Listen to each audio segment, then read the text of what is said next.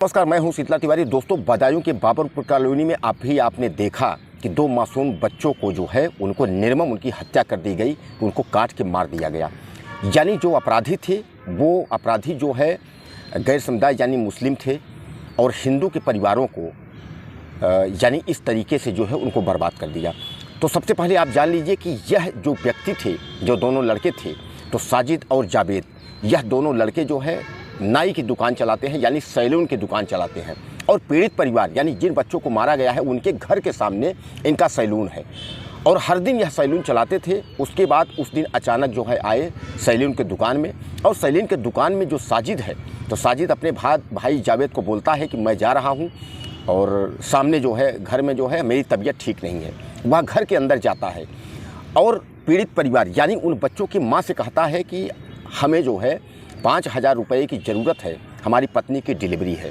हालांकि पीड़ित बच्चों की माँ यानी जो बच्चे आज नहीं है इस दुनिया में, उनकी माँ जो है वह यह कहती है कि ठीक है, मैं पैसा आपको देती हूँ। हालांकि उसने पैसे देने को जो है राज़ी हो गई और पैसा देने के बाद जो है उन्होंने कहा कि आप चाय बनाइए, हम आ रहे हैं ऊपर से। यानी ऊपर मंजिला उनका मकान बना था पीड़ित परिवार का, हम ऊपर से आ रहे हैं। और वह चाय बना रही थी, वह लोग ऊपर चले गए। अब ऊपर यह बताया जा रहा है कि साजिद जो है वो ऊपर जाता है और ऊपर जाने के बाद वहाँ 3 बच्चे होते हैं। 3 बच्चों में 2 बच्चों की जो है वो चाकू से गोद करके और उसके बाद वो जो है वो निर्मम हत्या कर देता है।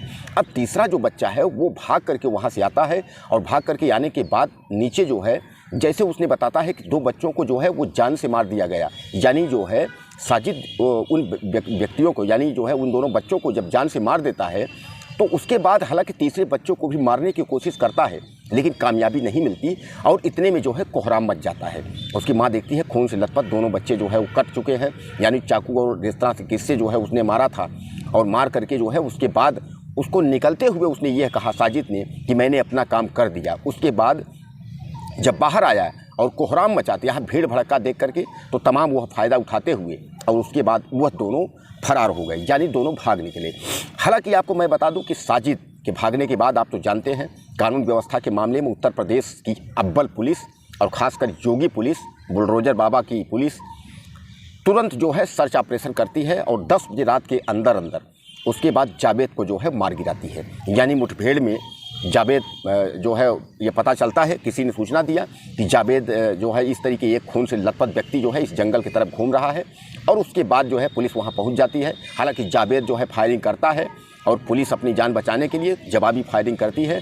साजिद को जो है उसके बाद गोली लग जाती है और साजिद वहीं मौके पर जो है हालांकि दम तोड़ देता है, लेकिन हॉस्पिटल ले जाया जाता है। जैसा इनकाउंटर का मामला है, इनकाउंटर करने के बाद अस्पताल ले जाया जाता है। अस्पताल ले गए तो पता चला साजिद जो है मर गया। यानी जिस साजिद ने उन 2 बच्चों मासूम को मारा था वह बच्चे आज दुनिया में नहीं है, लेकिन साजिद भी दुनिया में नहीं है। योगी पुलिस ने उसको भी निपटा दिया। अब उसके बाद जो है जो उसका भाई जावेद था जो साथ में ही फरार था, वह जो है पहले तो दिल्ली भाग के गया। दिल्ली के बाद वह बरेली में आया और बरेली में आकर के उसने जो है अपने आप को आत्मसमर्पण करने की कोशिश की।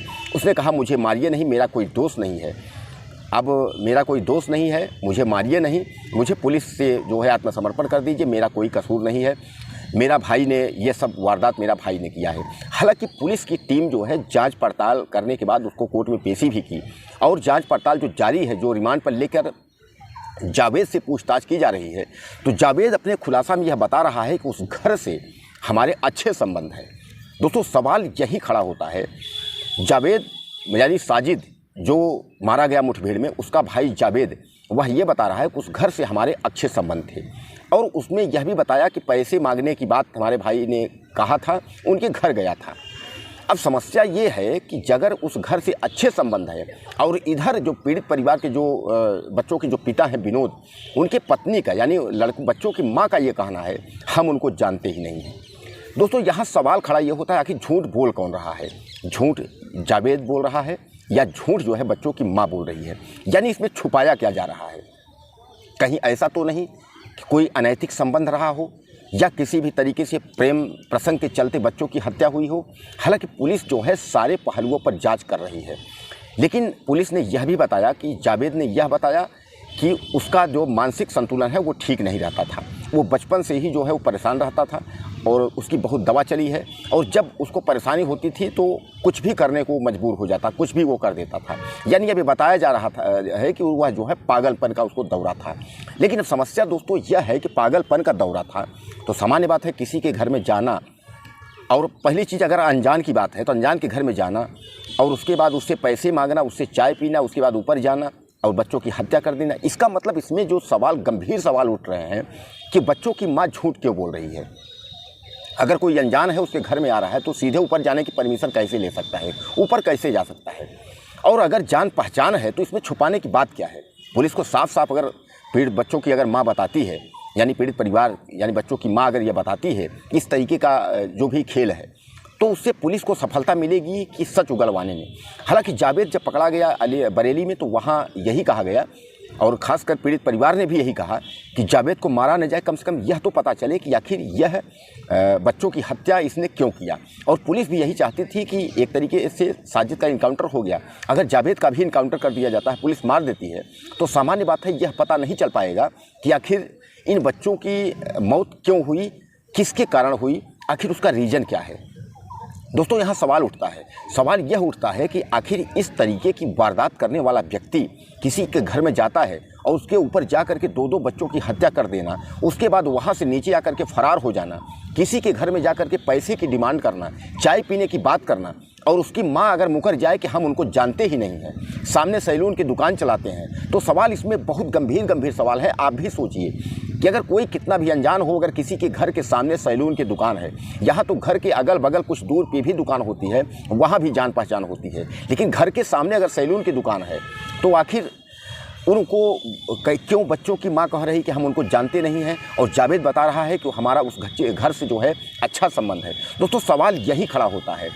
और ख़ासकर जो है मैं आपको बता दूं कि योगी पुलिस हालांकि इस मामले का निस्तारण करेगी, पुलिस पीछे पड़ी गई है, और पुलिस जो है हालांकि योगी आदित्यनाथ ने मामले को संज्ञान लिया है और इसमें रोज़ा अवतार का जो है समय चल रहा है, और पुलिस ने यह भी कहा है कि यह दोषी बख्शे नहीं जाएंगे किसी भी कीमत पे, इनको कुछ भी करना होगा लेकिन उनको छोड़ना नहीं है।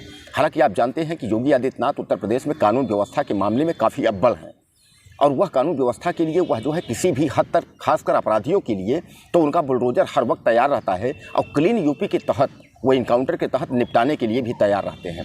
इसीलिए तो उत्तर प्रदेश जो है वह सीधा रास्ता दिल्ली का दिखाता है, और उत्तर प्रदेश में योगी आदित्यनाथ को रखने का मतलब भी यही है कि योगी आदित्यनाथ हैं तो कानून व्यवस्था कायम रहेगी। लेकिन हालांकि योगी पुलिस पर कुछ न कुछ सवाल उठते रहते हैं, और खासकर योगी सरकार पर सवाल बीच बीच में उठते रहते हैं, इसलिए कि जहाँ एक तरफ अपराध को ख़त्म करने के लिए योगी ने ठान लिया है, वहीं अपराधी भी बेखौफ होते जा रहे हैं कि योगी को चैलेंज करते चले जा रहे हैं।